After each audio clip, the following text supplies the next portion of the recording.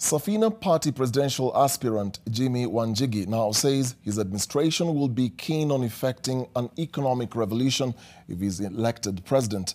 Wanjigi accepted the nomination to run for president on the party's ticket, opening a window to work with Deputy President William Ruto. NTV senior political affairs reporter Kennedy Muraydi attended the special delegates conference.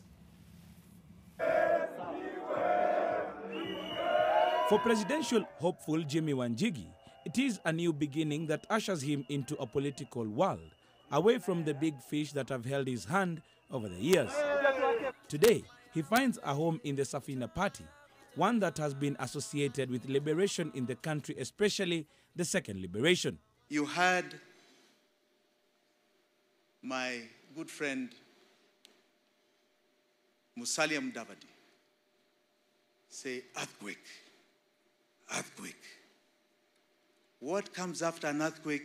Tsunami, tsunami. What comes with a tsunami? Floods, floods, floods. Na nani ataokoa inchi out of floods? Safina, Safina, Safina. Here, Wanjigi, who was accompanied by his immediate family, I, Jimi Wanjigi, accepted an endorsement to run for president and engage others in the eventuality of a coalition.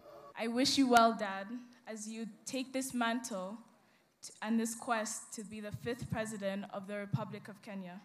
Wanjigi, whose speech majored on economic revival, notes that his approach to leadership will center around an economic revolution, noting that the country is currently under remote control from known families, accusing them of being selfish with leadership. The state has been taken over by economic terrorists. We believe this is an economic moment to create access to close to 15 million Kenyans who today, operating in the space of micro and small enterprise, they have no access to credit.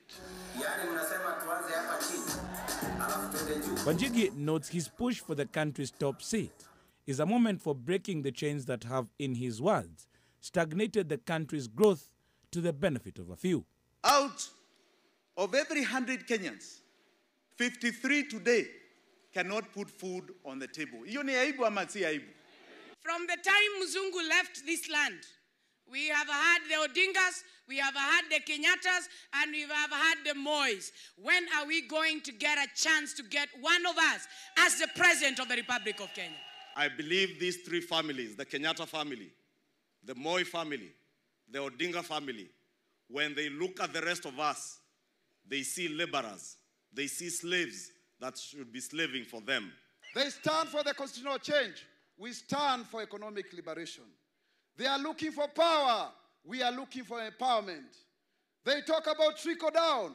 We are looking for bottom up. His chief guest, Deputy President William Ruto, welcoming him to the Kenya Kwanza coalition, where he says their push for a break from the big families and echoes of an economic revolution resonate with them. We in the UDA and Safina, we have a point of convergence in that all of us are saying the priority for this country is economic liberation. And therefore, we form a strong team, and I'm sure along the way, we'll get some convergence. Proper political formations with clear checks and balances that respects different political formations with a governing party and an opposition party creates accountability. But even as Jimi Wanjigi launches his presidential bid with the hope of attracting more people to his side to back his bid, he is open to the possibility of working with Deputy President William Ruto in the hope of joining one big government if they win the August elections. Kennedy Muraydi, NTV at the Bomas of Kenya in Nairobi County.